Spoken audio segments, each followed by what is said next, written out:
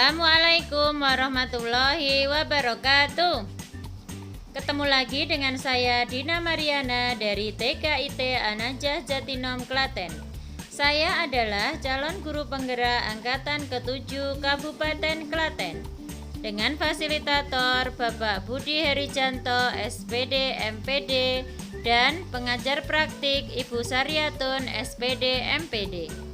Aksi nyata Modul 1.4 Budaya Positif.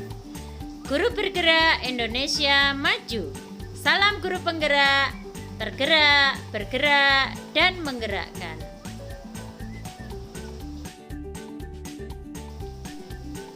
Rancangan tindakan aksi nyata. Latar belakang. Murid tidak suka peraturan karena selama ini jika mereka melakukan pelanggaran, maka akan mendapatkan hukuman dan cenderung akan mempermalukan dirinya sendiri. Tujuan aksi nyata. Yang pertama, menciptakan murid yang merdeka dengan karakter kuat melekat pada dirinya. Yang kedua, menumbuhkan budaya positif di sekolah dengan meyakini nilai-nilai kebajikan universal. Tolak ukurnya. Terbentuknya keyakinan kelas melalui kegiatan kesepakatan kelas antar guru dan siswa mampu menerapkan keyakinan kelas dalam kesehariannya di sekolah maupun di rumah sebagai wujud tanggung jawab. Lini masa tindakan. Langkah-langkah tindakan yang akan dilakukan. 1. Menyampaikan rencana aksi nyata kepada kepala sekolah. 2. Menyiapkan materi dan perlengkapan yang dibutuhkan. 3. Menyelenggarakan diseminasi budaya positif yang dihadiri oleh kepala sekolah dan rekan guru. 4. Menyiapkan materi kepada peserta kegiatan diseminasi.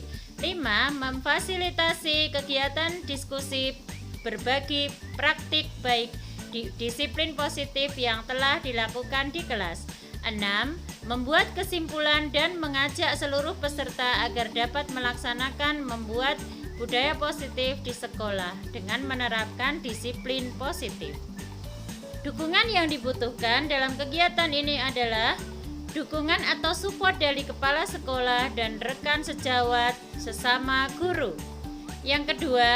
Dukungan yang kedua yaitu bahan dan perlengkapan yang akan dibutuhkan untuk terlaksananya kegiatan ini.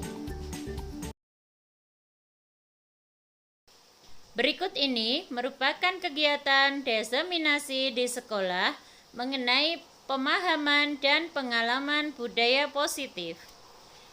Kami mengadakan kegiatan ini pada tanggal 21 Desember 2022 pada jam 10 sampai jam 12 siang. Assalamualaikum warahmatullahi wabarakatuh. Salam sejahtera untuk kita semua. Alhamdulillahirabbil alamin. Budaya positif. Salawat serta salam tetap tercurahkan kepada junjungan kita Nabi besar Nabi Muhammad sallallahu alaihi wasallam yang kita nantikan syafaatnya kelak di yaumul qiyamah. Sebelum memasuki acara ini, kami ucapkan selamat datang kepada Ibu Kepala Sekolah Ustazah Hajar Siti Khadijah Sarjana Agama dan rekan-rekan guru PAUD An-Najah Jatinom yang sudah berkenan hadir pada acara pagi hari ini. Hadirin yang kami hormati, sebelum acara seminar kita mulai, mari kita berdoa agar acara pada pagi hari ini bisa berjalan dengan kondusif dan lancar. Berdoa dipersilakan.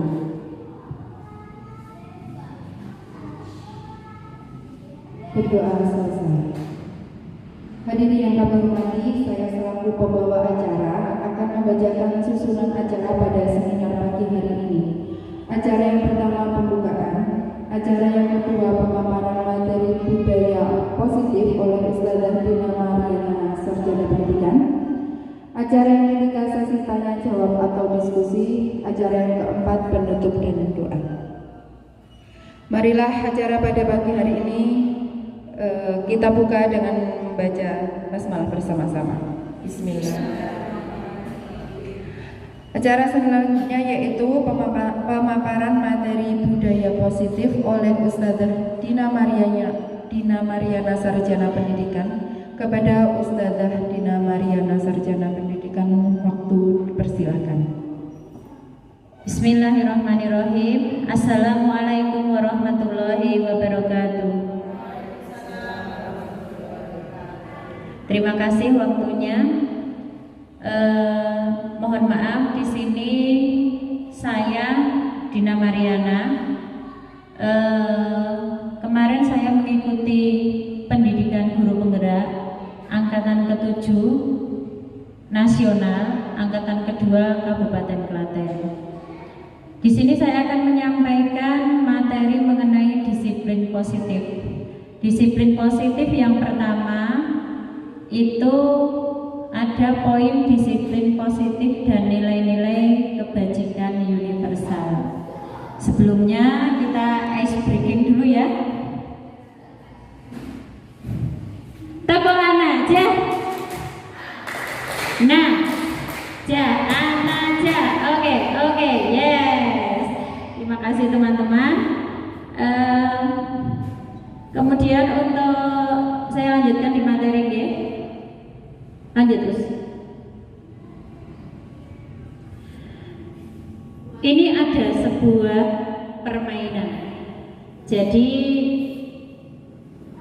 judulnya adalah kegiatan kepalan tangan. Jadi kita coba teman-teman mengepalkan tangan masing-masing. Kemudian bayangkan di dalam tangan teman-teman itu ada secari kertas. Dan kertas tersebut ada sebuah tulisan yang sangat berharga yang harus Anda genggam dan Anda pertahankan. Kemudian di samping kanan atau kiri Anda ada teman-teman Anda yang akan membuka genggaman tangan Anda tersebut. Apa yang teman-teman lakukan ketika ada teman Anda yang akan membuka genggaman tangan tersebut? Ada yang mau menjawab? Iya, terima kasih. Usdwi menjawab mempertahankan, betul. Ya, mempertahankan. Jadi kenapa kita bermain ini? Ketika ada teman Anda yang merayu, semisal ada yang merayu, ayolah bukalah genggaman tanganmu itu. Apa sih yang ada di genggaman tanganmu itu? Seperti itu. Ada rayuan, kemudian ada dorongan, ada motivasi yang membuat Anda ingin membuka genggaman tangan tersebut. Apa yang tetap Anda lakukan? Apakah akan dibuka? Ya, tidak. Tidak ya. Lanjut terus. Kita akan tahu jawabannya setelah slide selanjutnya. Kemudian yang tadi kita lakukan adalah sebuah kontrol. Jadi apa yang ada pada diri kita itu yang bisa mengontrol adalah diri kita sendiri. Jadi itu termasuk ke dalam teori kontrol. Jadi ada ilusi guru mengontrol, sama ketika kita kemudian ada komunitas kelas yang harus kita kontrol seperti ini. Dan ada beberapa anak yang memang punya karakter yang kuat yang tidak bisa dimasuki oleh motivasi atau rayuan dari luar. Ada juga anak yang memang punya karakter yang benar-benar kuat, ya pendiriannya sangat kuat. Jadi ketika ada masukan atau ada rayuan dari temannya, dia tidak akan terkecoh seperti ini. Termasuk adalah teori kontrol. Lanjut terus. Kemudian ini sebuah gambaran. Jadi paradigma siapa sih yang sebenarnya memiliki kontrol di kita? Yang sebenarnya memiliki kontrol terhadap diri kita itu ya diri kita sendiri. Jadi yang dari luar, motivasi dari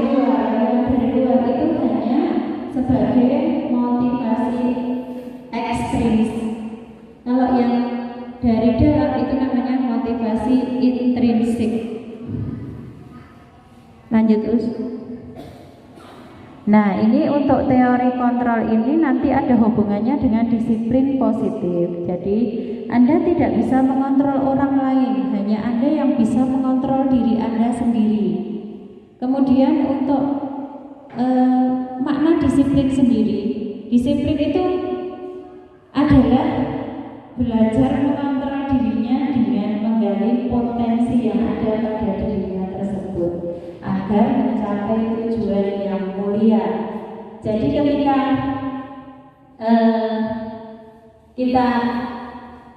kita menerapkan, misal saya ingin jadi orang yang disiplin, tetapi ada yang mendorong kita untuk disiplin. Misal kalau di sini kan kita pakai hijau ya, saya disiplin karena memang ada ribetnya seperti itu loh. Itu adalah sebuah dorongan atau yang tadi dipaparkan tadi itu adalah sebuah rayuan. Ibaratkan ribet itu sebuah seperti itu. Jadi ketika tidak ada ribet kita tidak melakukannya. Ketika tidak ada rayuan kita tidak akan melakukannya. Jadi intinya seperti itu. Next. Kemudian kita mau memaknai dulu disiplin. Sebenarnya disiplin itu apa loh?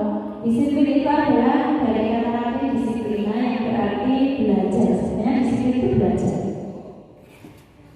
Jadi disiplin itu akan membuat orang mulai menggali potensinya menuju sebuah tujuan yang dia menghargai dirinya sendiri. Namun terkadang dalam budaya kita, disiplin mulai bergeser, yaitu sesuatu yang dilakukan seseorang pada orang lain untuk mendapatkan kepatuhan. Seperti ketika kita di kelas terkadang kita mencoba untuk mengontrol anak-anak itu seperti apa yang kita mau, seperti itu. Jadi ini nanti ngalir ada hubungan dengan pembelajaran di kelas. Next please. Nah, ini setelah kita belajar tentang disiplin, kemudian kita belajar tentang nilai-nilai kebajikan universal. Nilai-nilai kebajikan universal itu sifatnya positif. Sifat-sifat positif manusia yang merupakan tujuan mulia yang ingin dicapai setiap individu. Nilai-nilai tersebut bersifat universal dan lintas bahasa, suku, bangsa, agama maupun latar belakang. Jadi setiap perilaku atau perbuatan itu memiliki suatu tujuan. Itu menurut Dr. William Glasser pada teori kontrol tahun 1984. Sudah ada teori kontrol. Setiap perilaku atau perbuatan itu memiliki suatu tujuan. Tujuannya apa? Nah, itu yang menilai, yang bisa mengontrol hanya diri kita sendiri. Apa sih tujuan kita melakukan ini? Apa tujuan kita melakukan itu? Seperti itu. Kemudian untuk nilai-nilai kebajikan itu, kalau untuk anak itu bisa dicapai oleh setiap anak, terutama anak Indonesia.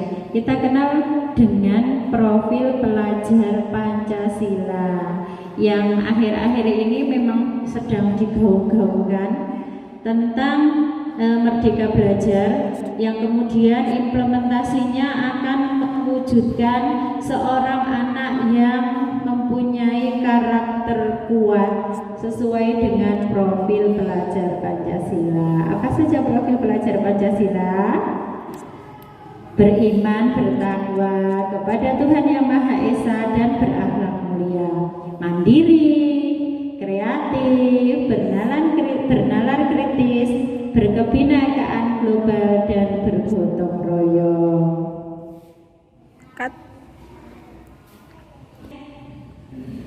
Kemudian untuk pembelajaran yang kedua itu di budaya positif itu ada teori motivasi, hukuman, dan penghargaan serta restitusi. Ini masih asing ya dengan kita. Jadi dulu ketika saya pertama mau ikut guru penggerak itu, yang saya bayangkan, aku diajari caranya gawe RPPH, aku diajari caranya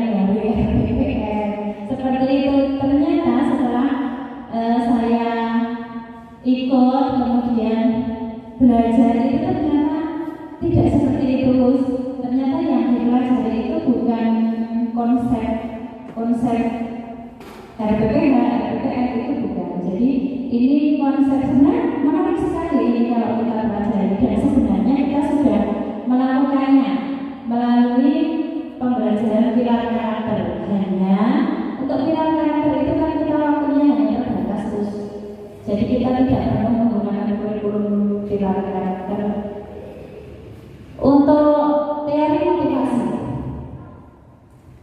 ini perlu diketahui. Teori motivasi perilaku manusia itu ada eksternal, internal, dan ada yang hubungannya dengan disiplin positif. Motivasi internal itu nanti yang akan menuju pada tujuan disiplin positif. Motivasi eksternal untuk menghindari ketidaknyamanan atau hukuman. Jadi ketika kita melakukan sesuatu, biasa kan terus ketika kita melakukan sesuatu terkadang kita hanya menghindari sebuah ketidaknyamanan atau sebuah hukuman. Misal, aku mau pakai sepatu hitam karena aku takut dihukum. Aku mau pakai seragam karena aku takut nggak nyaman loh teman-temanku pakai seragam kok aku tidak. Jadi tidak berasal dari dalam diri. Kalau memang itu sudah harus dilakukan seperti itu. Jadi masih ada motivasi yang sebenarnya motivasi yang salah ya seperti itu. Tanda petik. Untuk mendapatkan imbalan misal, saya mau melakukan ini karena saya ada imbalannya. Jadi seperti itu. Makanya kalau dulu kan orang tua dulu kalau nyuruh anaknya engkau tak opahi kayak gitu, itu kan sebenarnya budaya yang salah ya, mungkin karena itu tidak membuat anak tergali dari dirinya sendiri. Next. Nah ini merdeka menurut Ki Hajar Dewantara. Merdeka itu artinya tidak hanya terlepas dari perintah, akan tetapi juga cakap buat pemerintah dirinya sendiri. Jadi nanti hubungannya ke implementasi ke pembelajaran anak-anak itu, ketika anak-anak kita itu dituntut untuk merdeka dalam belajar, itu berarti anak-anak kita itu nanti kita tujukan pada tujuan yang terlepas dari perintah guru, maksudnya terlepas dari perintah guru, atau dia cakap membuat perintah dari dirinya sendiri. Jadi perintahnya itu bukan dari guru, melainkan dari dirinya sendiri. Nah itu yang akan kita gali. Next.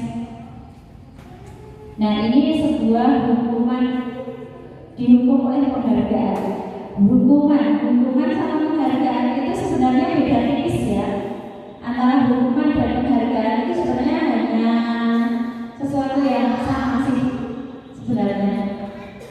Kalau penghargaan itu berlaku sama dengan hukuman, dalam artian meminta atau membujuk seseorang melakukan suatu untuk memenuhi suatu tujuan tertentu dari orang yang meminta atau membujuk. Dorongan eksternal dan akan ada faktor ketergantungan. Jadi ketika tidak diperintah ya tidak berjalan. Jadi ketika tidak ada guru ya anak-anak sakitnya EDW. Jadi anak-anak itu terjadi hanya ketika ada guru. Itu kalau kita analisa itu ternyata adalah karakter yang memang ada terdorong oleh motivasi dari luar, bukan dari dalam dirinya sendiri. Nah, untuk anak-anak usia dini itu kan untuk penghargaan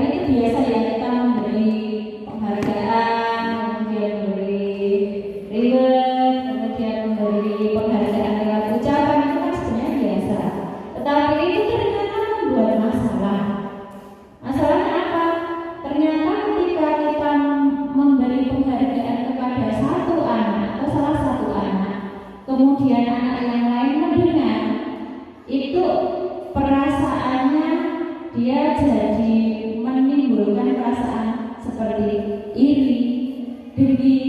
Ini terjadi, betul-betul terjadi. Contohnya di kelas saya, antara Mbak Janeta, kemudian Mbak Ais itu sering ribut hanya karena itu. Ketika Ustazah memberi penghargaan, ya yang nomor satu Mbak Ais sudah selesai menulis seperti itu ada kecemburuan yang terjadi begitu saja. Dan kita tidak tahu kan perasaan anak seperti apa, kita nggak bisa mempelajari itu ya, karena tidak kelihatan. Hanya bisa ditunjukkan lewat sikap-sikap mereka seperti itu. Nah, nanti setelah ini ada caranya, bagaimana caranya kita memberi penghargaan atau hukuman kepada anak. Sebenarnya bukan hukuman, jadi sebuah konsekuensi. Next. Nah, ini seperti dihukum oleh penghargaan. Orang penghargaan itu ternyata menurunkan kualitas. Penghargaan itu ternyata menurunkan kualitas. Karena apa? Karena yang dituju hanya itu. Sing penting aku rangkul ikro perkara kualitas mau coba koyo ngopo ya terserah. Hanya mengejar penghargaan. Seperti itu ya. Sing penting aku esok ini perkara iki aku paham apa ora, terserah seperti itu. Jadi penghargaan itu sebenarnya menurunkan kualitas. Kemudian penghargaan itu mematikan kreativitas karena biasanya dituntut ya. Jadi ketika kita aplikasikan ke pembelajaran teori ini sebenarnya cuma teori ya. Jadi teori yang bisa kita aplikasikan ke pembelajaran kita lewat analisa mengenai kira-kira anak kita pantas nggak kita terapkan dengan teori seperti ini, seperti itu. Kemudian untuk penghargaan mengurangi motivasi intrinsik. Jadi penghargaan itu ternyata bisa mengurangi motivasi yang ada dalam diri anak tersebut. Jadi motivasinya hanya dari luar, dari orang-orang dewasa, dari teman-temannya seperti itu. Jadi tidak timbul dari dalam dirinya sendiri. Next. Kemudian itu untuk bentuk program kebajikan atau apresiasi. Dalam memberikan apresiasi atau pengakuan itu ada yang perlu diperhatikan. Nah, ini tadi ya kaitannya dengan yang tadi itu penghargaan atau apresiasi itu bisa digarisbawahi. Ketika mau memberikan apresiasi atau pengakuan kepada anak, itu yang perlu kita ingat adalah pengakuannya itu coba kita berikan secara khusus atau secara pribadi. Jadi biar anak yang lain cukup tahu, tidak terlalu diwawakan begitu. Kemudian beri pengakuan kepada semuanya secara bergantian.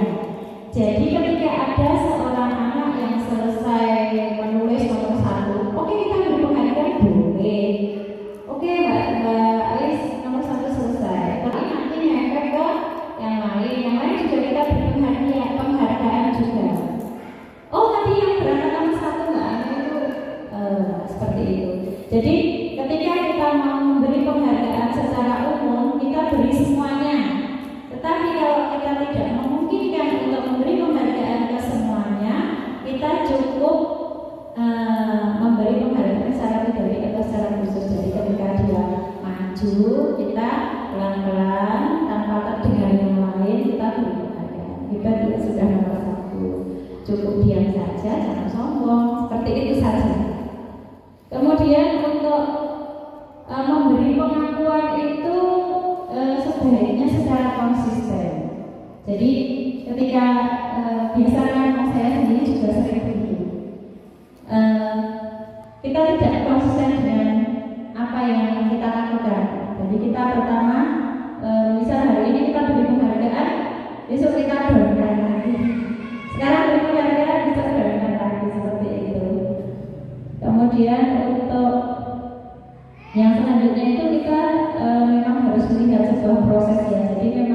belajar itu bukan tentang hasil tapi tentang proses. Next. Nah, ini contoh pengakuan atau apresiasi kebajikan. Nah, misal penggunaannya, kemarin saya perhatikan Mbak A berangkatnya nomor 1 loh, seperti itu. Itu ini hanya pembukaannya ya, jadi nanti belakangnya bisa ditambahi sendiri. Kemudian saya menghargai Mas ini sudah bisa apa seperti itu. Kemudian untuk terima kasih untuk ini untuk itu seperti itu. Jadi penghargaan itu sebenarnya tidak melulu mengenai prestasi ya. Jadi nilai kedisiplinan, nilai mandiri, nilai kreatif itu sudah masuk dalam prestasi mereka. Jadi memang ya perlu kita apresiasi. Sekarang sudah bisa pakai celana sendiri loh. Kadang-kadang kita hal-hal seperti itu kan malah kadang kita agak terkecoh ya, yang kita lihat hanya prestasi. Begitu. Next. Nah, ini untuk tindakan guru. Misal, ini kalau untuk anak yang kelas atas ya, kalau anak kita sepertinya tidak bisa kita terapkan ini. Mencatat 100 kali di dalam buku kalimat saya tidak akan terlambat lagi. Ini biasanya SD, SMP gitu ya. Itu menurut teman-teman termasuk hukuman apa konsekuensi? Konsekuensi apa hukuman dan santri? Konsekuensi. Baik. Menurut saya konsekuensi. Baik. Lari mengelilingi lapangan basket 2 kali karena terlambat hadir sekolah termasuk konsekuensi? Apa hukuman? Hukuman. Terus yang bilang hukuman. Murid diminta untuk push up 15 kali karena tidak menggunakan masker ke sekolah. Apa? Hukuman. Menggantikan kertas tugas temannya yang telah dicoret-coret. Konsekuensi. Membersihkan tumpahan air di meja tulis karena tersenggol pada saat belajar. Konsekuensi. Murid disuruh untuk tidak mengenakan sepatu seharian di sekolah karena tidak mengenakan sepatu hitam. Hukuman. Lari mengelilingi lapangan basket 2 kali karena terlambat 10 menit untuk pembelajaran PJOK. Apa? Hukuman. Next. Nanti kita analisa dulu. Nah, ini mencatat 100 kali di dalam buku kalimat saya tidak akan terlambat lagi karena terlambat ke sekolah. Itu ternyata sebagai hukuman. Karena sebenarnya ada hal yang bisa kita lakukan. Next.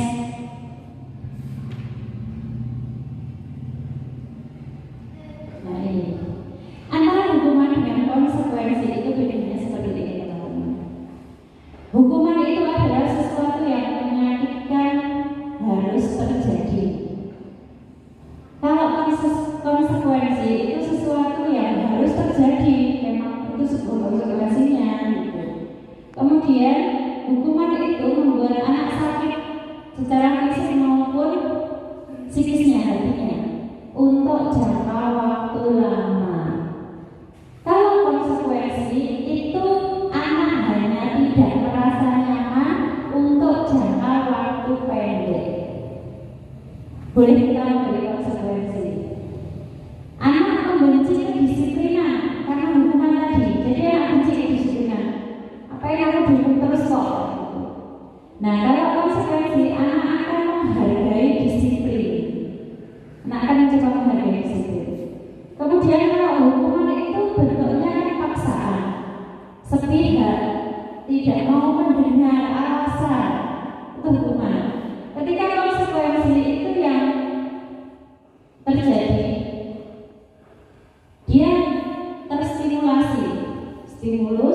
kemudian tanggapan dari alasannya melakukan kesalahan-kesalahan. Kemudian kalau hukuman itu mendorong anak menyakiti diri sendiri, kalau konsekuensi itu mendorong anak agar mudah menyesuaikan diri. Kalau hukuman itu konsep diri yang buruk, kalau konsekuensi konsep diri yang baik. Kalau hukuman anak belajar untuk menyembunyikan kesalahan, sedangkan konsekuensi anak belajar untuk mematuhi peraturan. Kalau hukuman marah, rasa bersalah, dipermalukan, merasa tidak dihargai. Kalau konsekuensi dia kehilangan haknya, dibuat tidak nyaman, diasingkan untuk sementara, hanya untuk sementara. I'm out. Nah, itu kan sudah kita lakukan sebenarnya. Iya kan? I'm out. Jadi anak merasa tidak nyaman hanya sementara. Next. Nah, ini namanya restitusi. Dari hukuman, kemudian konsekuensi, penghargaan, itu muncul sebuah restitusi. Restitusi itu apa? Proses menciptakan kondisi bagi murid untuk memperbaiki kesalahan mereka. Jadi bukan remedi loh. Kalau di sekolah-sekolah tingkat atas kan ada kan remedi, itu untuk pelajaran. Kalau restitusi untuk menyelesaikan masalah, sehingga mereka bisa kembali pada kelompok mereka lagi dengan karakter yang lebih kuat. Karakternya lebih kuat karena sudah ada restitusi. Restitusi seperti apa? Ya Ustaz. Nah ini antara hukuman, konsekuensi, kemudian restitusi. Kalau hukuman itu akan membuat identitasnya gagal. Kalau konsekuensi, kemudian kita mengadakan restitusi, itu akan membuat disiplin, kemudian identitas anak itu akan sukses. Dia nanti ketika SMP itu sudah punya identitas diri, sudah menemukan jati dirinya. Sekarang itu banyak loh anak SMP itu belum menemukan jati dirinya. Padahal kemajuan teknologi semakin pesat, perkembangannya semakin luas, pengetahuan anak-anak juga semakin luas juga. Tapi ternyata mereka masih bingung dengan jati diri mereka. Nah, karena ini ada sebuah kesalahan ketika proses pembelajarannya. Nah, seperti itu. Untuk restitusi, ini restitusi itu merupakan sebuah pencarian solusi dalam masalah. Next, coba. Nah, ini ciri-ciri restitusi. Restitusi itu bukan untuk menebus kesalahan, namun untuk belajar dari kesalahan. Kemudian memperbaiki hubungan. Nah, kita garis bawahi. Restitusi itu memperbaiki hubungan. Restitusi itu bersifat tawaran, bukan paksaan. Restitusi menuntun anak untuk melihat dalam dirinya sendiri, dalam hatinya. Kemudian restitusi itu mencari kebutuhan dasarnya anak. Kebutuhan dasar apa ya? Yang tidak terpenuhi. Manusia itu punya kebutuhan dasar.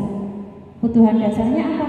Kesenangan, kebahagiaan, kebutuhan untuk dihargai, kebutuhan untuk dihormati, betul kan? Nah, itu ketika ada anak yang bermasalah, itu pasti ada kebutuhan dasarnya yang tidak entah itu di rumah, entah itu di sekolah. Itu tidak terpenuhi. Nah, ini yang perlu guru gali. Nah, dari restitusi itu adalah cara yang paling baik. Fokus pada karakter, bukan tindakan. Fokus pada solusi, bukan mencari kebenaran. Kemudian mengembalikan murid yang salah pada kelompoknya. dengan karakter yang lebih kuat. Next. Nah, ini hubungannya dengan restitusi tadi. Kita belajar tentang keyakinan kelas. Jadi sebenarnya ini sudah kita pelajari juga, sudah kita terapkan juga. Kalau di kita itu namanya keyakinan kelas. Apa kesepakatan kelas, ya. Kalau kita sudah melakukan ini, tapi namanya kesepakatan kelas. Dan kesepakatan kelas yang kita bikin itu ketika kita awal pembelajaran seperti MOS, itu seperti awal pembelajaran anak-anak baru sampai sekolah, itu kita bikin keyakinan kelas namanya kalau yang tingkat atas. Nah, dari keyakinan kelas ini, kesepakatan kelas ini, kalau di kelas atas, kelas tingkat atas SD SMP itu bisa ditulis terus. Jadi bisa ditulis di papan tulis, kemudian anak-anak bisa menulis sendiri, kemudian ditempel di samping mejanya atau di depan mejanya seperti itu. Tapi kalau anak-anak PAUD itu untuk keyakinan kelas itu biasanya dilakukan setiap hari. Jadi kalau pagi setelah morning cycle itu kita bikin keyakinan kelas, kita bikin kesepakatan kelas. Seharian ini kita mau apa? Seharian ini aturan apa yang akan kita terapkan di kelas kita?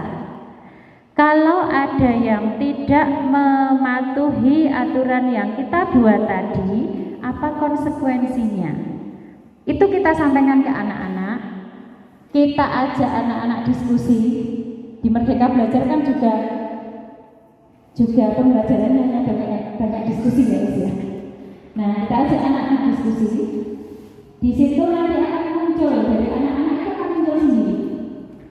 Nanti kalau mainan nggak boleh rebutan terus, nanti kalau mainan nggak boleh kerengan, nanti kalau pas makan harus begini. Itu nanti akan muncul sendiri. Dan itu nanti anak-anak biasanya lupa karena anak usia dini. Lupa, itu tugasnya guru ada mengingatkan. Tugasnya teman-temannya mengingatkan. Kita sampaikan ke teman-teman juga. Nanti kalau ada teman yang lupa dengan keyakinan yang kita buat pagi ini, tolong diingatkan seperti itu. Nanti enak banget untuk itu nanti seharian ya. Next is, mengapa tidak peraturan saja? Kenapa harus keyakinan kelas? Nah, karena kalau peraturan itu hanya akan mendukung motivasi ekstrinsik. Kalau dengan keyakinan kelas itu akan mendukung motivasi intrinsik. Untuk mendukung motivasi intrinsik, kembali ke nilai-nilai keyakinan, lebih menggerakkan seseorang dibanding mengikuti serangkaian peraturan. Nah, next is budaya positif. Budaya positif itu nanti akan budaya positif itu berasal dari peraturan kelas terancam. Dari peraturan kelas, kemudian kita kalau sudah membuat peraturan kelas, kemudian buat keyakinan kelas, kemudian lingkungan akan menjadi kondusif, lingkungan akan menjadi positif, kemudian tercipta sebuah budaya positif. Next. Nah, ini mana yang merupakan keyakinan kelas? Kami guru dan murid yang saling menyayangi, kami murid yang semangat belajar, kami murid yang peduli dengan teman-teman. Ini contoh kesepakatan kelas, contoh keyakinan kelas. Datang tepat waktu, mengucapkan salam ketika masuk kelas, menjaga kebersihan kelas, itu termasuk kesepakatan kelas. Next. Nah, ini pendalaman tentang keyakinan kelas. Jadi keyakinan kelas itu membentuk sebuah diagram. Dia terdengar, terlihat, kemudian mulai berperilaku, kemudian membentuk sebuah karakter. Yang karakter itu bisa diterima anak-anak karena itu memang keyakinan yang mereka buat sendiri. Kegiatan pendalaman keyakinan kelasnya ini kegiatan yang kemarin kita sharing di diskusi di daring. Itu yang tidak tampak dan yang tidak tampak seperti dan tidak tampak seperti. Datang tepat waktu. Itu kalau keyakinan kelas itu sebenarnya sudah kita lakukan juga melalui kata-kata positif yang sering kita lakukan dalam pilar karakter itu ya. Kita belajar pilar karakter itu sebenarnya di budaya positif itu semuanya pembelajaran di pilar karakter itu sebenarnya betul. Jadi ketika saya belajar ini di sekolah kami memang sudah mempelajari ini sebelumnya, tapi mungkin kata-katanya lain gitu. Misal kalau tampak, kata-kata yang tampak itu kan anak-anak kelihatan tampak itu datang tepat waktu. Misal kita ganti sering hadir terlambat seperti itu. Next.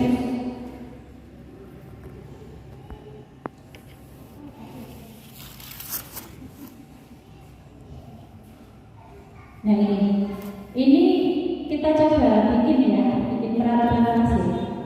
Misal ada sebuah peraturan selalu kembalikan buku ke tempatnya. Kalau kita sampaikan ke anak-anak tahu bahasanya seperti apa? Ada yang bisa mencontohkan? Selalu kembalikan buku ke tempatnya. Ada yang bisa mencontohkan? Selalu kembalikan buku ke tempatnya. Itu kan peraturan ya. Kalau keyakinan kelas bagaimana bahasanya?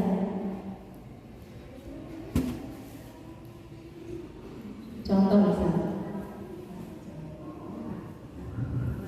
Kata-katanya, contoh misalnya.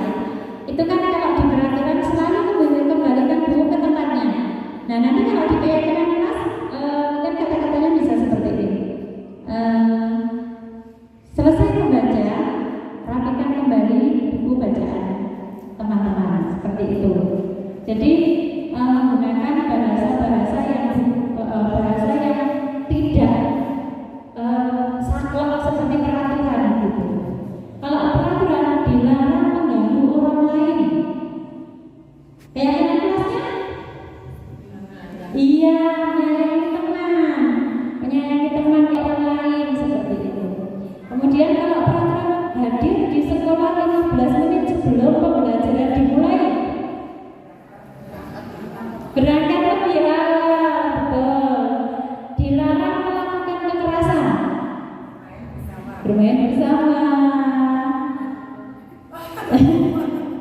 Kalau ini kan ini nanti ada dilarang menggunakan narkoba. Ini kan kalau anak-anak SMA ya, SMA gitu, masya Allah. Apa ini? Sayangi dirimu, bergantian atau menunggu giliran. Itu aturannya bergantian atau menunggu giliran.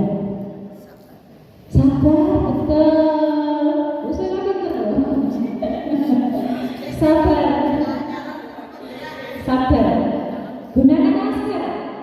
Apa bahasa positifnya? Gunakan masker. Betul. Masker melindungi kita semua. Lebih enak ya. Kemudian jangan berlari di kelas. Jalan saja. Sebenarnya ini sudah kita lakukan kok sebenarnya. Jadi ketika saya mempelajari ini itu palamnya apa? Karena memang kita sudah melakukan. Nah, ke situ. Oh, ini sama, masih sama. Nah, ini kebutuhan dasar manusia yang tadi saya singgung. Kebutuhan dasar manusia dan dunia yang berkualitas. Yang tadi sudah saya singgung beberapa. Nah, ini teorinya. Next.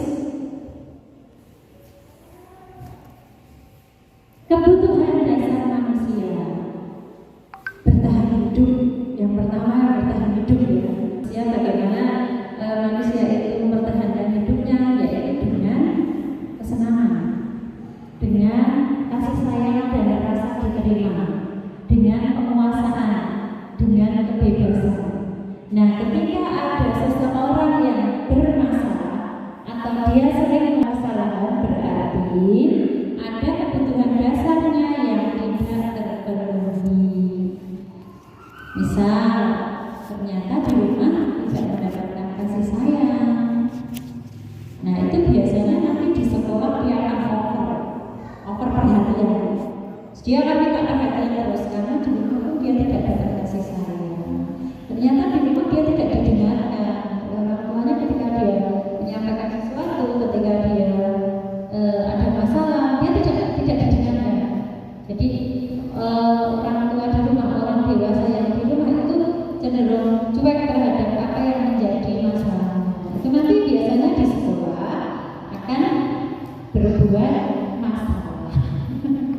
Iya, biasanya seperti itu. Kemudian kesenangan, ternyata di rumah dia tidak mendapatkan kesenangan. Kesenangannya macam apa sih kesenangan itu? Banyak yang macam dari kesenangan itu. Nah, itu bisa kita gali dari anak-anak yang memang kita perhatikan memang sedang bermasalah. Misal, ketika datang dia sudah murung, ketika datang dia sudah nangis tidak mau sekolah, ketika datang dia sudah bikin berantakan kelas, ketika jam pembelajaran dia tidak mau belajar, ketika jam pembelajaran dia menyendiri, ketika jam pembelajaran dia melakukan kesalahan, dia tidak mematuhi keyakinan kelas tadi. Nah, itu anak-anak yang seperti itu kita coba analisa, kemudian kita coba untuk melakukan restitusi. Nah, ini ada posisi kontrol. Jadi kita sebagai guru di kelas kita masing-masing dengan karakter anak didik kita yang semuanya tidak sama, ya, itu semua berbeda. Saya yakin tidak ada yang sama karena memang manusia tidak ada yang sama, ya, pasti ada perbedaan. Nah, kita memposisikan diri kita itu sebagai apa di kelas kita. Next. Nah, ini posisi kontrol itu ada 5. Yang pertama yaitu sebagai penghukum, yang kedua sebagai pembuat orang merasa bersalah, yang ketiga sebagai teman, yang keempat sebagai pemantau, dan yang kelima sebagai manajer. Yo, siapa yang jadi manajer? Siapa yang sudah jadi manajer ini? Mengajukan pertanyaan-pertanyaan. Jadi ketika kita mau posisikan diri kita sebagai guru yang posisi kontrolnya sebagai manajer, itu ketika ada masalah kita tidak langsung menghakimi masalah tersebut, apalagi anak. Jadi kita mengajukan sebuah pertanyaan-pertanyaan dulu. Kenapa hal ini terjadi? Ada apa? Nah, kita panggil anak-anak yang bermasalah tadi, kita selesaikan bareng-bareng. Itu namanya restitusi. Nah, kemudian apa yang kita yakini, apa yang bisa kamu kerjakan untuk memperbaiki masalahmu? Tadi sudah bikin keyakinan kelas, sudah. Ditanya saja, tadi pagi sudah bikin keyakinan kelas. Coba ulangi apa keyakinan kelas yang sudah kita sepakati tadi pagi. Kemudian apa yang sudah kamu lakukan? Misal tadi aku undang temanku gitu kan. Apakah itu termasuk dalam keyakinan kelas yang tadi pagi kita buat? Tidak. Misal anaknya jawab tidak, atau misal anaknya iya, berarti dia lupa. Harus ada yang mengingatkan. Berarti Mas A lupa. Tadi pagi kita bikin kesepakatan apa ya? Juga kita ulang bersama. Seperti itu kita ulangi lagi biar dia ingat. Begitu. Kemudian kita tanya lagi. Kenapa kau melakukan itu? Kenapa? Alasannya apa? Seperti itu. Jadi ketika anak melakukan sebuah kesalahan itu pasti ada alasannya. Entah dia hanya bercanda, nanti pasti jawabannya aneh. Aku hanya bercanda kok. Nanti ketika anak mengatakan bercanda, jadi ustazah jangan langsung oh ya sudah. Jadi bercanda itu kita beri pengertian. Bercanda itu ada batasannya. Batasan bercanda itu seperti ini. Jadi ketika anak bilang aku hanya bercanda, berarti dia tidak paham artian kata bercanda. Nah, dari kata-kata itu kita bisa memberi pengertian ke anak-anak. Apa sih bercanda itu? Apa sih yang kalau dilakukan ketika kita bercanda itu seperti apa? Kemudian kalau kita sebagai penghukum, ini biasanya kalau yang ini kayaknya kita nggak pernah melakukan deh, karena ini biasanya untuk kalau guru-guru yang mapel gitu ya. Kemarin kalau pas kita diskusi di daring itu memang yang ada masalah-masalah ini memang yang guru-guru yang SD SMP gitu, karena memang anak-anak PAUD kan belum ke fisik ya, jadi kan belum ini. Kemudian kalau membuat merasa bersalah itu bisa berceramah ya aku saya suka berceramah di depan anak. Kemudian anak-anak seharusnya saya nggak suka itu biasa sekali saya lakukan. Nah itu sebenarnya nggak boleh itu, karena yang membuat kontrol kita itu berpusat pada diri kita sendiri, bukan berpusat pada anak. Next please. Nah ini pertanyaan ini tugas. Pertanyaannya, saya kecewa sekali dengan kamu. Itu kontrol guru menjadi membuat orang merasa bersalah. Pokoknya kalau sudah keluar, saya nggak suka itu pokoknya itu membuat anak bersalah. Ustazah itu rasanya kayak gini, sangat salah banget. Kemudian kamu tidak pernah benar melakukannya, itu penghukum ya. Jadi ya itu pun dikatakan dengan salah gitu. Ayolah, apakah kalau ini teman itu saya ini suka banget jadi temannya. Ayolah anak lakukan ini deh, kasihan saya. Kayak gitu posisi kontrolnya sebagai teman. Kemudian apakah kamu mau mendapatkan stiker? Nah ini biasanya praktek ribet-ribet itu adalah dia posisinya sebagai pemantau dan yang perhatikan, kemudian suka memberikan itu. Kemudian bagaimana kamu bisa menyelesaikan masalah ini? Nah ini baru yang posisi kontrolnya sebagai pemantau.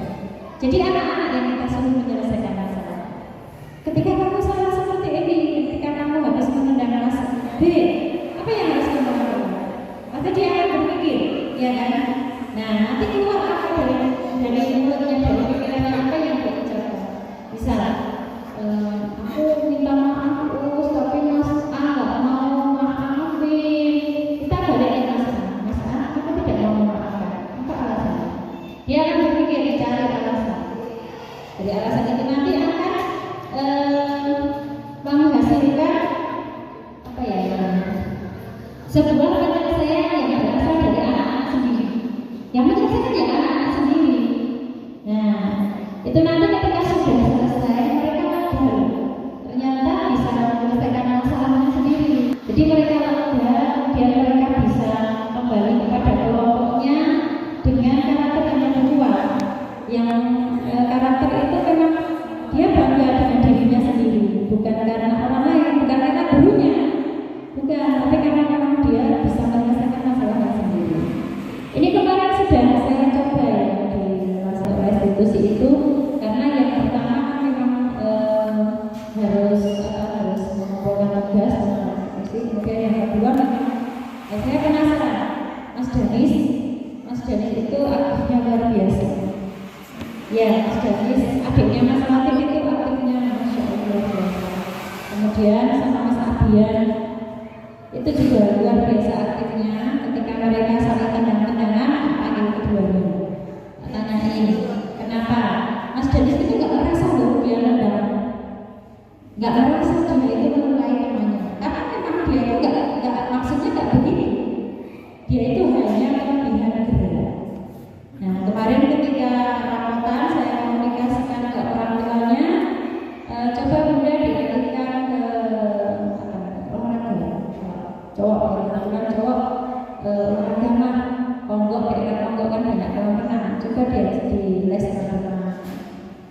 itu masukkan itu basket bisa biar energinya agak terkurangi di situ. Jadi Mas Dani itu memang kebetulan anaknya juga suruh berangkat pagi mau ya. Jadi kalau pagi itu dia sudah lari sana kemari, kemudian di kelas 2 sudah fokus puasa semua, seharian tidak beginilah. Tetapi kalau dia pagi loyo main di ruang kelas, hanya main di kelas, seharian pasti begini, itu pasti. Karena memang energinya belum tersalurkan. Nah, kebutuhan kesenangan tadi itu, kebutuhan kesenangan tadi itu yang hilang ternyata. Nah, makanya anak-anak memang saya minta untuk berangkat pagi biar ada kesenangannya itu biar tersampaikan dulu. Anak-anak itu senangnya ngapain tuh? Main. Nah, kalau sudah main nanti seharian nggak mau main, maunya apa? Aku pengen nulis. Sampai muat gurunya itu sampai bingung caranya mau bikin soal apa lagi. Karena memang energinya sudah tersalurkan semua ketika pagi. Ya itu. Jadi justru main nggak mau lulus. Ayo anak-anak main. Oh soalnya nulis hari ini aku pengen nulis. Seperti itu. Jadi jiwa belajarnya itu sudah ada kebutuhan. Oh dia punya kebutuhan untuk belajar. Jadi kebutuhan kesenangannya sudah terpenuhi di pagi hari. Jadi ketika jam pelajaran dia kebutuhan belajarnya juga terpenuhi dengan baik. Begitu. Next us masih ada lagi ya. Ini dilewati saja.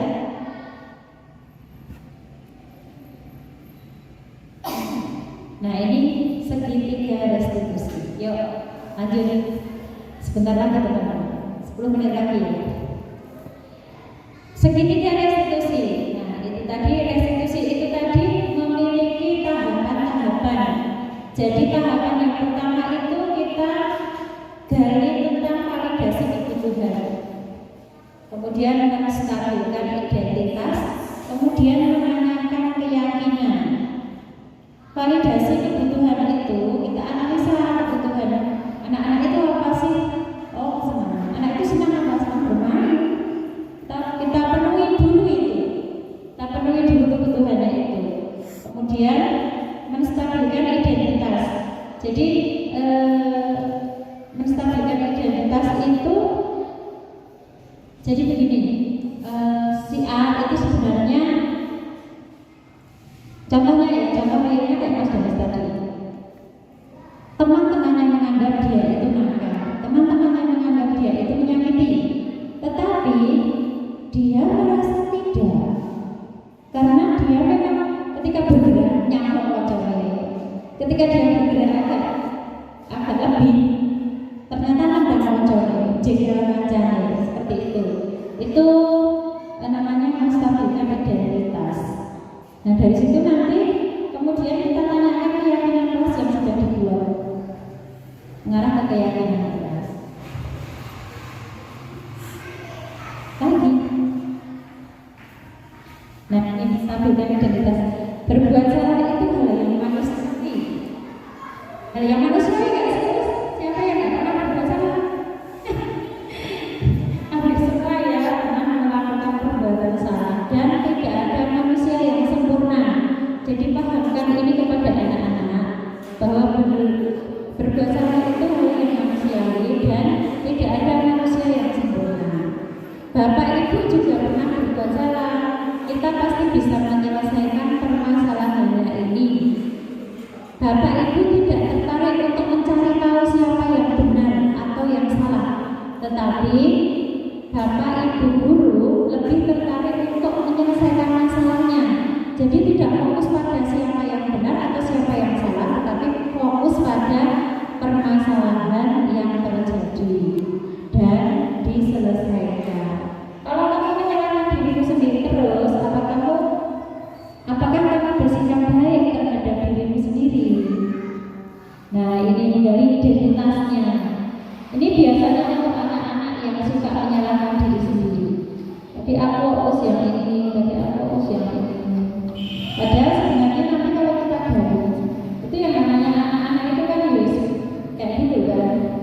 Jadi ya kayak cuma 1, 2 yang salah gitu. Next is. Nah ini untuk validasi kebutuhan, membantu murid mengenali basic atau kebutuhan dasar yang ingin dia penuhi ketika melakukan sebuah kesalahan. Pada dasarnya setiap tindakan manusia itu tujuannya adalah memenuhi kebutuhan dasar. Kemudian ini ada contohnya, guru berkata kamu bisa saja kan melakukan hal yang lebih buruk, tapi kamu tidak memilih itu, kamu tidak melakukan kan? Kamu pasti punya alasan mengapa melakukan ini. Apa yang penting bagi kamu? Kenapa kamu melakukan ini? Apa pentingnya sih? Kamu boleh tetap berusaha menjaga sikap itu sikap kamu. Tetapi kamu harus bisa menambahkan sikap yang lain yang lebih baik, sikap yang baru. Maukah kamu belajar cara lain untuk mendapat apa yang kamu butuhkan tanpa kamu harus menunggu? Seperti itu. Apa kamu bisa melakukan lebih baik lagi besok pagi? Jadi kita harus kesepakatan lagi. Itu kayak kita itu biasanya janji sih ya besok nggak kayak itu lagi. Janji dulu ya, besok nggak nangis lagi. Kayak gitu. Next. Nah ini yang menanyakan keyakinan. Apa nilai yang kita percaya di kelas atau sekolah kita? Nilai-nilai universal apa yang telah kita sepakati? Kelas yang ideal itu seperti apa sih? Kamu ingin menjadi anak yang seperti apa? Kalau yang atas-atas itu mungkin untuk anak-anak yang kelas atas ya. Jadi ketika anak-anak TK ditanya nilai-nilai universal apa sih yang kita sepakati? Itu kan ngerti kan? Ngerti. Jadi kita ubah kata-katanya. Perilaku baik. Apa ya yang kita sepakati tadi pagi? Apa sih yang kamu rasakan ketika kamu melakukan kesalahan itu? Itu menanyakan keyakinan kelas. Next. Nah, ini sudah selesai materinya. Ini introspeksi diri saja. Ya, terima kasih teman-teman. Saya tutup dulu, kemudian nanti saya kembalikan ke moderator lagi. Terima kasih untuk materi hari ini. Cukup dulu. Besok kita lanjutkan lagi untuk materi yang selanjutnya.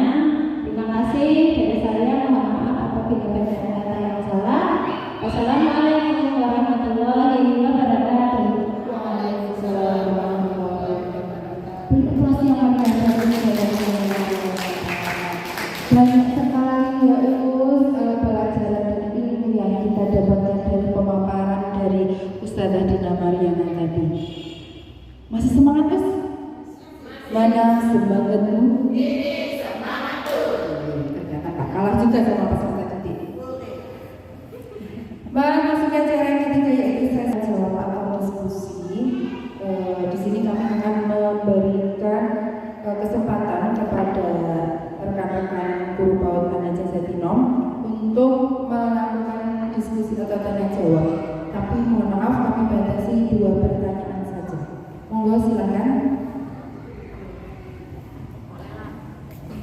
Monggo Us. Assalamualaikum warahmatullahi wabarakatuh. Terima kasih Ustazah Dina Mariana. Tadi telah dipaparkan tentang restitusi. Itu setiap hari kita harus memberikan restitusi. Bolehkah dalam 1 minggu misalkan kita memberikan restitusi itu yang sama, akunnya sama, misalkan hari ini begini, besok begitu. Nah, kalau boleh sama itu sampai berapa kali dalam waktu 1 minggu itu kesamaan dalam memberikan restitusi pada anak. Itu saja, terima kasih.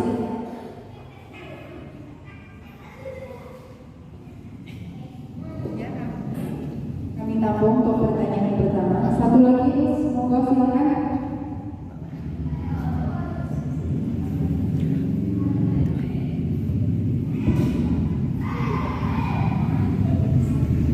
Ini kesempatan yang sangat berharga kita bisa menimba dari Ustazah. Baik, Miss. Terima kasih. Silakan Miss Nita. Ya, terima kasih atas pemaparan yang disampaikan oleh Dina. Bagus sekali, Gus, atas pemaparannya. Terima kasih sekali. Yang akan saya tanyakan, tadi kan ada karakter anak kan macam-macam dari karakter dari rumah seperti itu, dari lingkungan dan sebagainya. Bagaimana untuk menumbuhkan karakter intrinsik anak itu tumbuh semakin bagus setiap harinya, supaya untuk menerima materi dan pembiasaan sekolah itu lebih mudah. Apa yang harus dilakukan oleh seorang didik seperti itu? Oke, terima kasih. Terima kasih atas pertanyaan yang diberikan dari saya dan Ustina. Untuk lebih jelasnya, kita langsung ke moderator ini. Ke narasumber. Monggo Ustazah Dina Mariana bisa menjawab atas pertanyaan-pertanyaan yang sudah disampaikan oleh Ustazah Laila dan Usni. Di bawah aja. Nanti kalau untuk menanggapi kasih. Oke, terima kasih Ustazah. Terima kasih kepada Ustazah Laila dan Ustazah Tika ceritaannya. Yang pertama, saya coba menjawab pertanyaan Ustazah Laila tentang restitusi apakah boleh sama setiap hari. Boleh, Gus. Restitusi itu adalah sebuah cara untuk kita menyelesaikan, untuk kita membantu, bukan kita yang menyelesaikan, tapi untuk kita membantu. Kita hanya sebagai pembantu menyelesaikan masalah anak-anak. Sampel ya, contoh. Misal Mas A dan Mas B dalam pembelajaran itu dia berantem, misal berantem karena rebutan pensil atau rebutan peralatan kayak gitu. Nah, ternyata itu menjadi sebuah masalah. Kalau tidak terselesaikan, itu nanti imbasnya akan terbawa sampai pulang. Bisa jadi dia akan melapor kepada orang tuanya. Kemudian ketika orang tuanya tidak paham dengan masalah itu atau berbeda persepsi dengan si anak, itu biasanya orang tuanya akan emosi dulu. Biasanya terus lapor dengan usnya, Us, ini pulang-pulang kok Mas B melapor seperti ini, kayak gitu. Padahal sebenarnya yang terjadi di kelas itu tidak seperti apa yang diceritakan anak. Terkadang anak-anak imajinasinya tinggi ya, lebih tinggi dari orang dewasa. Ketika imajinasinya itu tinggi, dia ceritanya lebih tinggi juga imajinasinya. Jadi orang tua terkadang sudah tidak nyaman dulu dengan ceritanya anak. Nah, ini sebagai guru kita ya pertama ya itu menjelaskan kepada orang tua apa sih yang terjadi sebenarnya di kelas. Nah, kemudian restitusi tadi itu gunanya memang untuk menyelesaikan masalah, bukan mencari pembenaran. Itu untuk menyelesaikan masalah. Dan restitusi itu mengarah pada kenyamanan. Nanti akan memperbaiki sebuah hubungan. Itu kan kalau ada masalah hubungan jadi renggang harus.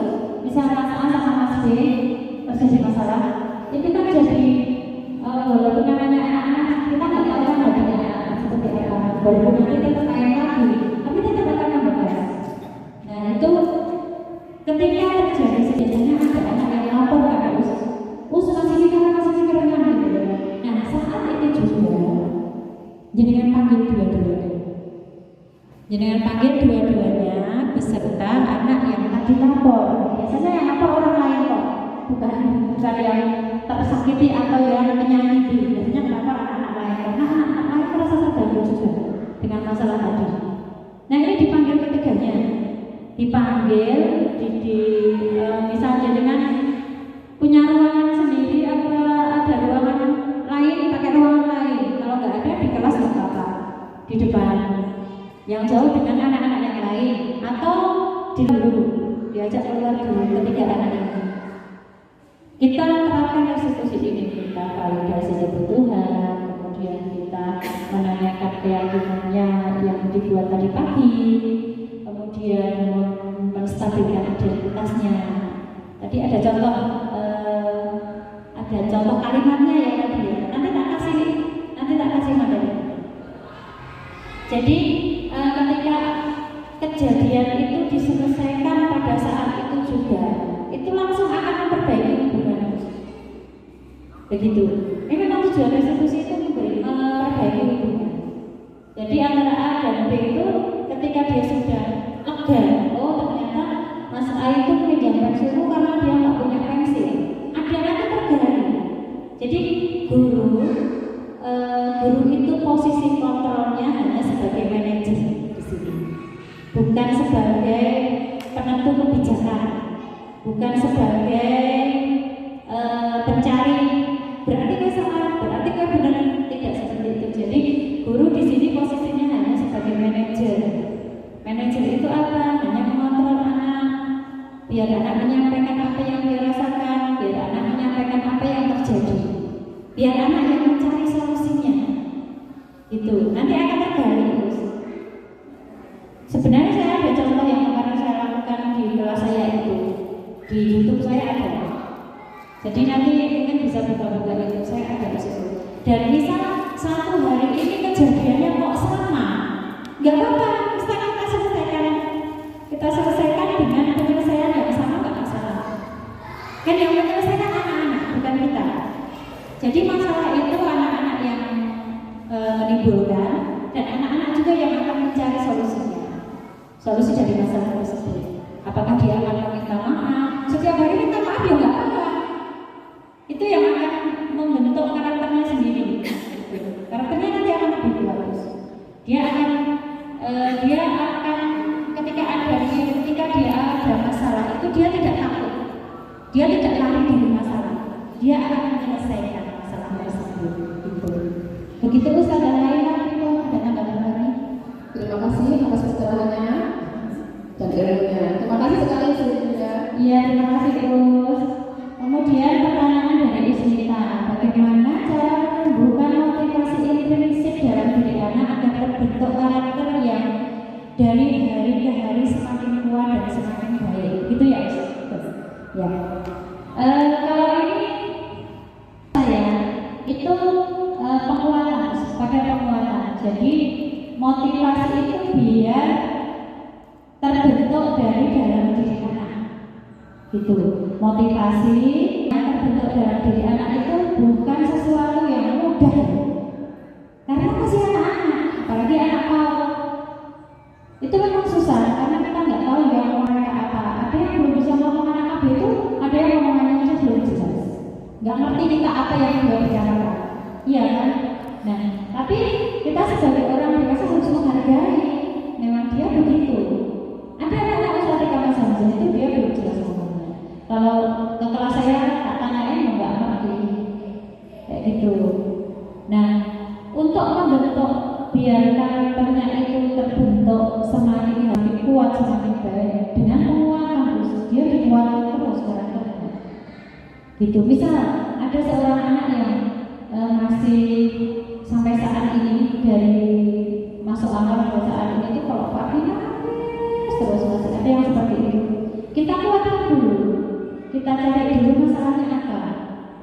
Kenapa toh kita ajak ngobrol, sering biasa ngobrol, kita kuatkan apanya, hatinya. Biasanya kayak anak-anak yang begitu tuh dia satu pemalu. Ini analisa secara umum ya, bukan analisa personal anak. Setiap anak beda. Makanya kita coba menganalisa dulu. Anak itu kebutuhannya apa ya? Ketika dia menangis terus itu kenapa? Kita cari dulu permasalahannya. Kalau di TKB kan sudah bisa ya ditanyain terus, sudah jelas dia sudah balik ceritanya. Kalau anak TKA, TKB itu kan masih terbata-bata, terpatah-patah gitu kan ceritanya. Kita komunikasinya dengan orang tua. Orang tua yang bisa meluruskan cerita itu kan. Nah itu. Jadi komunikasi dengan orang tua, kemudian sejawat, ayo Us bantu aku Us, anakku kok kayak gini. Ayolah kita ajak ngobrol dia. Misal dia belum mau tidur, terus anak-anak yang lain sudah tidur, kita ajak ngobrol pelan-pelan gitu. Nanti lama-lama akan ketemu jawabannya, kenapa dia seperti itu. Yang namanya menganalisa itu kan cukup sekali 2 kali dan harus berkali-kali, apalagi anak usia dini. Tidak bisa sekali seperti anak SMP, SMA, nggak bisa.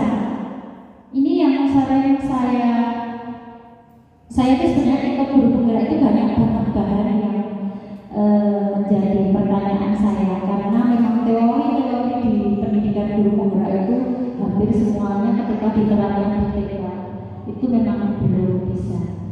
Jadi atau mungkin ada penggantian kata-kata, karena memang di sini sangat ya teori kan, dia berbunyinya teori. Jadi teori itu yang paham ya orang dewasa ketika itu teori. Nah, untuk pengaplikasiannya kan kita lihat umurnya, umur anak yang mau kita terapkan teori ini itu umur berapa. Ketika dia umurnya masih usia dini ya kita cari kata-kata yang lebih pasti, tujuannya tetap sama begitu. Nah itu sebenarnya ada nih. Demikian tadi Ustazah, ada tanggapan lain? Sudah begitu teman-teman ya. Terima kasih atas pertanyaan-pertanyaannya. Saya kembalikan kepada moderator waktunya. Terima kasih atas waktunya. Sudah jelas semua ya Ustazah? Oke, acara demi acara telah kita lalui bersama. Marilah acara pada siang hari ini kita akhiri dengan membaca hamdalah bersama-sama. Demikian tadi materi kegiatan seminar pada pagi sampai siang hari ini, semoga dapat membawa manfaat bagi kita semua. Dan saya selaku ketua acara mohon maaf apabila ada salah kata dan perbuatan. Sekian dari kami. Assalamualaikum warahmatullahi wabarakatuh. Waalaikumsalam warahmatullahi wabarakatuh.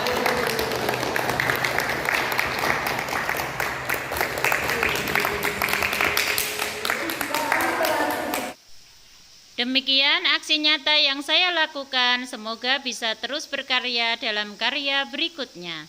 Terima kasih. Sebelum saya tutup, ada sebuah pantun. Kakaknya Danis bernama Latif, keduanya ganteng menawan. Demikian diseminasi budaya positif, semoga bisa bermanfaat dan berkenan. Wassalamualaikum warahmatullahi wabarakatuh.